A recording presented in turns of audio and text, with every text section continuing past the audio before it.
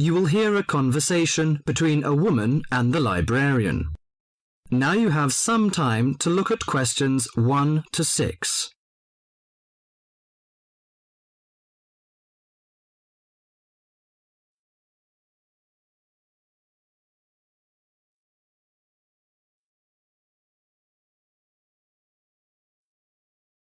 Now listen to the talk and answer the questions 1 to 6. Good morning. Good morning. Can I help you? Yes, I'd like to join the library. We're new to the district, you see. Certainly. Well, all we need is some sort of identification with your name and address on it. Oh dear. We just moved, you see, and everything has my old address. A driving license, perhaps? No, I don't drive. Your husband's would do. Yes, but his license will still have the old address on it. Perhaps you have a letter addressed to you at your new house. No, I'm afraid not. We've only been there a few days, you see, and no one's written to us yet. What about your bank book? That's just the same. Oh dear, and I did want to get some books out this weekend. We're going on holiday to relax after the move, you see, and I wanted to take something with me to read. Well, I'm sorry, but we can't possibly issue tickets without some form of identification. What about your passport? What?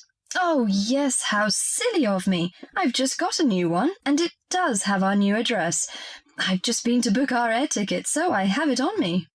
Well, that's all right. Your ticket will be ready soon. OK, how many books am I allowed to take out? You can take 4 books out at a time, and you can also get 2 tickets to take out 3 magazines or periodicals. Newspapers, I'm afraid, can't be taken out. Oh, that's fine. Do you have a record library? Some libraries do, I know. Yes, we do. You have to pay a deposit of $5 in case you damage them, but that entitles you to take out 2 records at a time. That's good. Could you show me where your history and biography sections are, please? Yes, just over there to your right. If there's any particular book you want, you can look it up in the catalogue, which you'll find just around the corner. You can also find a touchscreen information service on level 2. Thank you. Oh, and how long am I allowed to keep the books for? Well, the normal loan period is 3 weeks, with 2 weeks extension. Oh dear. We're going away for 4 weeks. Can I renew them now? I'm afraid not. You must do that at the end of 3 weeks. I see. Thank you very much.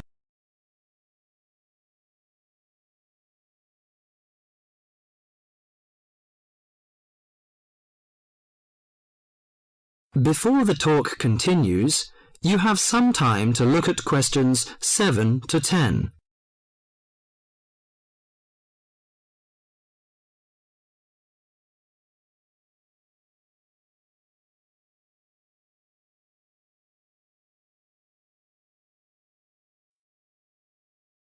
Now listen to the talk and answer the questions 7 to 10. Well, let's go into some details. Your name, please, madam? My name is Barbara. The surname is Cooper. It's spelt as Cooper. Fine. And what's your contact number? If we have new books coming, we can contact you in time. Good. You can call me on 723-6518, but it's better after 5 p.m.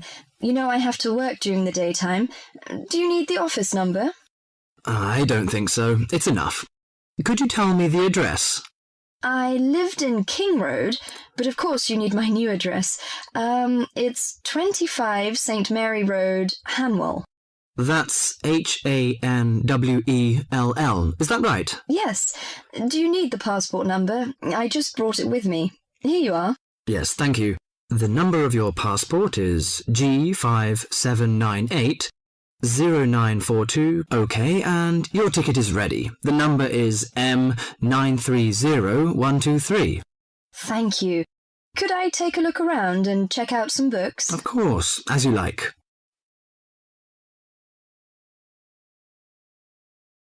That is the end of part 1. You now have half a minute to check your answers.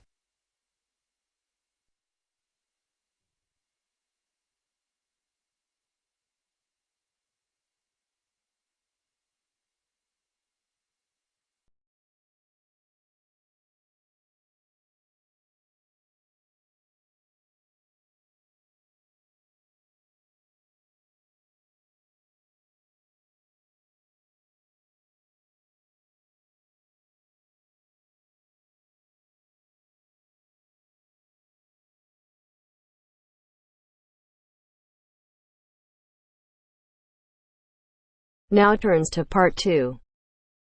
Part 2. You are going to hear a conversation between a student and a driving instructor. First, look at questions 11 to 14.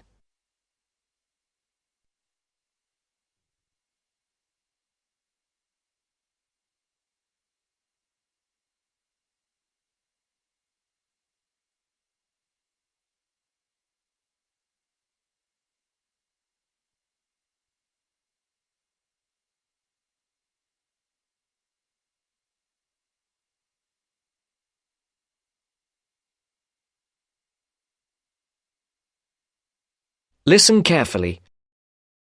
Hello, I'm going to be your driving instructor today. Are you ready to begin? Hi, hope you don't mind. It's my first time driving a car. Of course not. That's my job. I teach people like you how to become a safe and responsible driver. So let's begin. Remember, the most important rule of driving: safety first. There are some steps to follow. First, you should put on your seatbelt. You should always remember to do that. In case of an accident or emergency, having a seatbelt on is of utmost importance. Okay, I have my seatbelt on. Now what should I do? Start the car. Good. Now make sure that the steering wheel is in the proper position and that your seat is not too far or not too close to the pedals. I'm all ready to go. Should I shift into first gear? Don't forget to put the parking brake down. You don't want to drive with that up. Oh yeah, I almost forgot. If I have the parking brake on, I won't be able to accelerate. Yes, that's right. Now put the car in reverse and slowly back out of the parking space. Good. Put the car in first gear. When should I shift? Is it better to shift slowly or quickly? You can shift whenever you feel is appropriate. This means shifting should occur smoothly. Do not shift too slowly or you will stall. Shifting too fast will waste gas. Shifting is simple. Just remember to shift smoothly. To shift, you will have to push the clutch and then push the gas pedal. Before the broadcast continues, look at questions 15 to 20.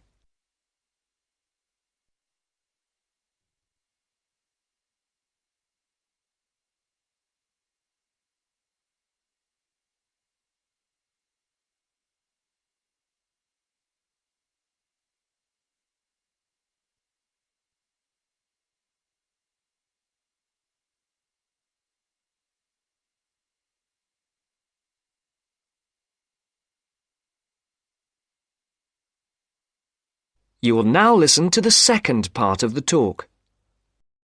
Remember, smoothly is the key to good shifting. Like this? Yes, that's good. Now keep it slow. Don't drive very fast just yet. Be sure to constantly check your mirrors for oncoming traffic. Always be aware of everything that is around you, including 3 important things. Remember these 3: people crossing the streets, other cars, and bicycles riding next to you. What should I do if I see a yellow light? Well, it's always better to brake instead of trying to run it. But if you're travelling at a speed where it's impossible to stop in time, then you should try to make it across the intersection. But remember, you should always try to stop. It's the safest way to avoid an accident. Even if I have to brake very suddenly? Yes, even if you have to brake suddenly. What about if a driver behind me is going a lot faster than I am? You should always be ready to move to a slower lane if a driver behind you is forcing you to go faster than you are comfortable with. Never try to speed up to accommodate a faster driver. You could risk an accident or a speeding ticket. It's better to let him go. That sounds like good advice. Be careful. There is a sharp turn up ahead. Remember to brake before turns. Otherwise, you might flip over if your speed is too high going into a turn. Got it. I know that I should always try to observe all traffic safety. That's right. If safety is not your first priority, it will make driving very dangerous for you and other drivers on the road. Okay, park the car here. You did a great job today for your first day. I'll see you in 3 days. Thanks so much. I will see you then.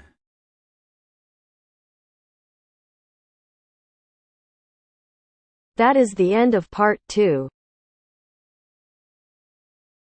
You now have half a minute to check your answers.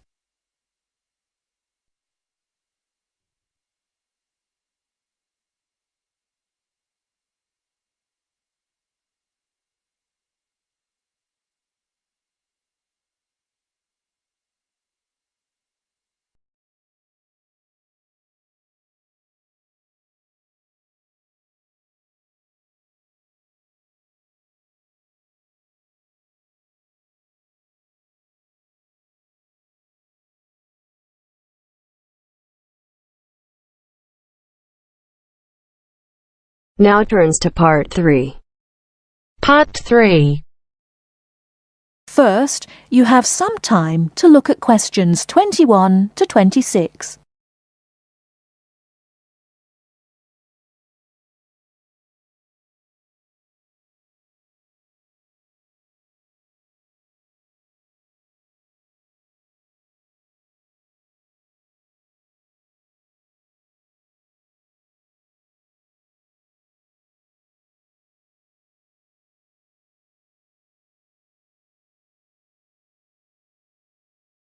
Now listen carefully and answer questions 21 to 26. So, what was it like in your school then, Lynn? Well, South African schools are very different from schools in Australia. For a start, children don't start their schooling until they are 7, quite a bit later than schools in Australia. What about New Zealand, Gail? We're more like Australia. I can't believe children don't go to school until they are 7. When do the parents get any free time? Well, there's still the availability of kindergartens or play schools. It's just that formal education doesn't start until later. I don't think it's such a good idea for children to have to be too academic at such a young age. They should be able to just enjoy themselves. Well, yeah, but the first school children go to isn't really very academic. It's just an opportunity for children to learn a few basic social skills by playing and learning with other children. Yes, I'd agree with that. I guess being so close, Australian and New Zealand schools must be similar then. Well, I suppose they do share a lot of similarities, but there are also some differences. For example, children in New Zealand go through intermediate school, but in Australia there's only high school. That's right, isn't it, Pat? Yeah, I think so. What about South Africa, Lynn? Do you have an intermediate or high school? Oh, high school. And now the difference between Australian and New Zealand education is that although both countries have state schools and private schools, our private schools are very often run by religious groups, whereas New Zealand schools are secular. That's not true. There are quite a few religious schools in New Zealand. Oh, OK, maybe we are similar. Only a few South African schools have any religious connection, so I guess we're different. Most people go to state schools. Pat, is it true that some people from your country don't have to go to school at all? Well, that's partly true.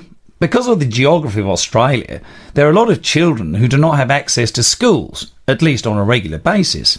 Instead, they have a form of correspondence education, where the lessons are actually on the radio and the students send their work in by post. That way they get a lot of what they would if they were in the classroom, apart from the interaction. In New Zealand, not all students have to go to school either. Some parents have opted for homeschooling. Oh, is that like correspondence teaching? We don't really have that. Well, we do have correspondence schools, but homeschooling is different. With homeschooling, the parents teach the children and set them homework. They have to present a syllabus to their local education authority before they can do that, but it is becoming a more popular choice for some parents. I suppose it also suits parents' own commitments. I mean, they don't have to worry about collecting their children from school, and they can always teach over the weekend or in the evening if they want to. Is the school day normally quite long then? Not in New Zealand, but I think it can be in Australia. Yeah, that's right. I think Australia is unusual in that there are extracurricular activities which you have to go to.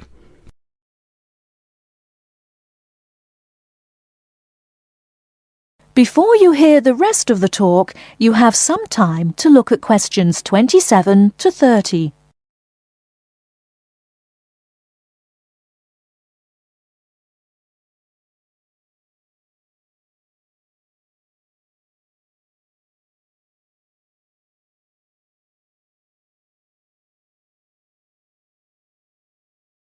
Now listen and answer questions 27 to 30. These are normally sport activities, but there are a few other options. We have activities after school for any student that is interested, but they aren't compulsory. What about in New Zealand, Gail? I had to do some sport every week. I didn't really like it, but it was part of the school day, so I guess that's not so bad. Anyway, I spent 2 years at boarding school, so things were a little different. Boarding school? What was that like? Well, the thing I remember most about it was the strict dress code. There were restrictions on everything. You had to wear a school uniform almost all of the time, and it had to be cleaned and ironed. The length of your skirt had to be no less than 1 inch above your knees when kneeling down. Sometimes we used to go out on school trips or just at weekends with a few friends, but whenever we were outside the school we had to wear a hat. There was one teacher who always used to give me extra homework because my socks weren't pulled up, and that was in the school late in the evening. I suppose it wasn't that bad, but at the time it felt like a prison. I kept getting into trouble for something. Most of the time I forgot something, normally my school badge. We had to wear that all the time, in the school and out, because it had our house colours on it. Wow, that doesn't sound like much fun. No, but it was a good education, I suppose.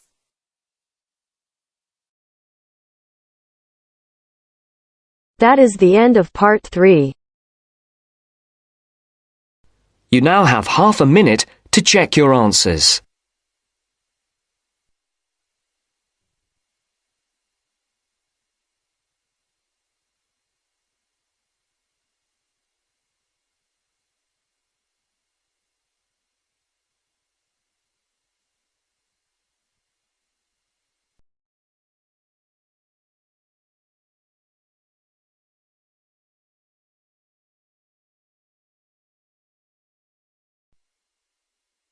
Now turns to part 4. Part 4. You're going to listen to a talk about tea in the UK. First, you have some time to look at questions 31 to 40.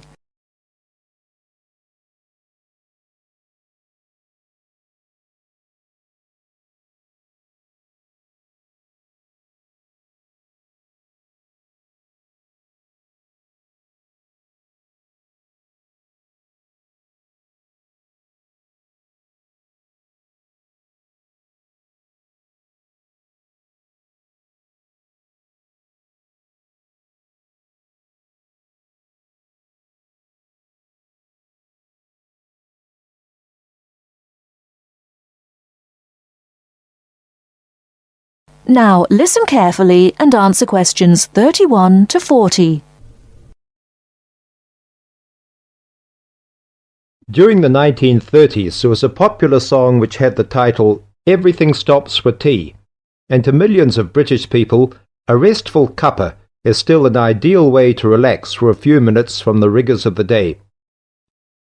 The English custom of drinking tea has its roots in the 17th and 18th centuries.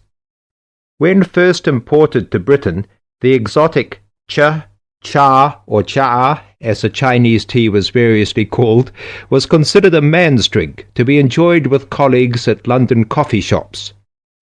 These were popular meeting places for many walks of life: politicians, lawyers, poets, actors, and writers.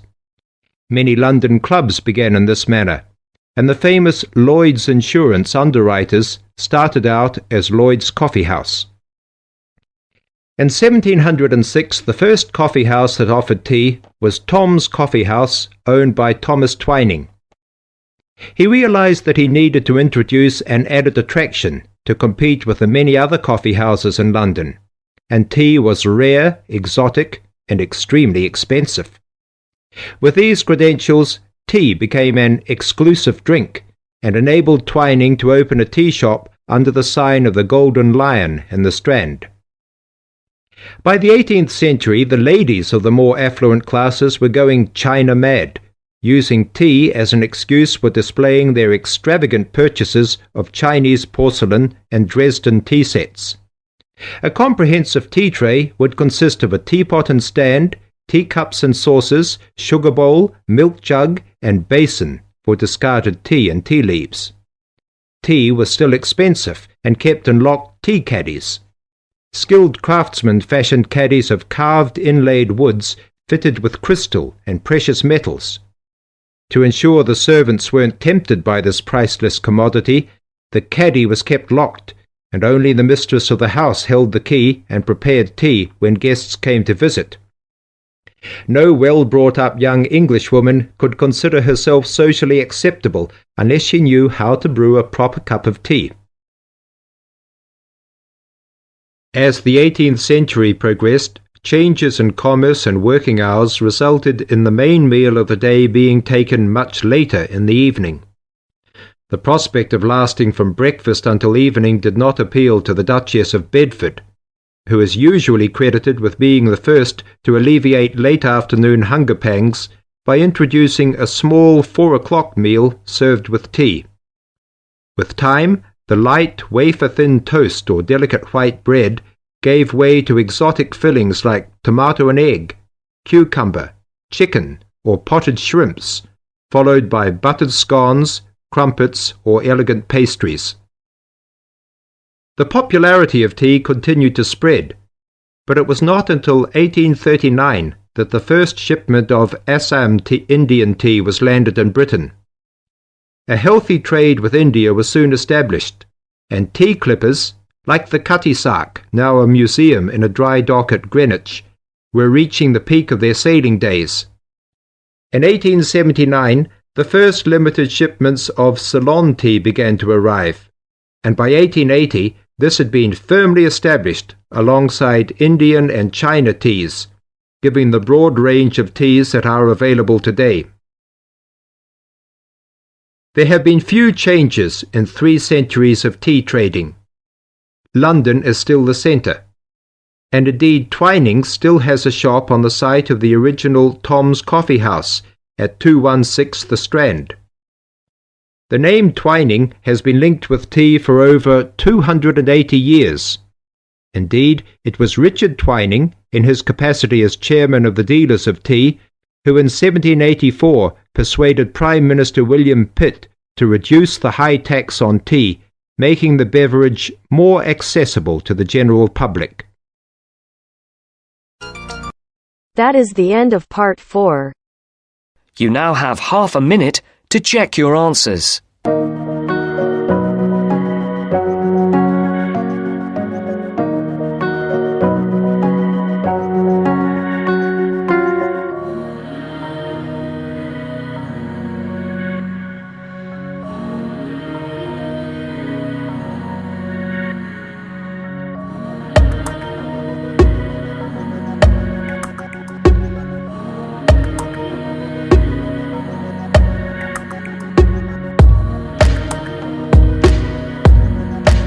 Hello everyone, welcome to our channel. Today in this video I'll discuss with you writing task 1, and the question for today is the pie chart shows York's the percentage of people on favorite takeaways in the year 2010.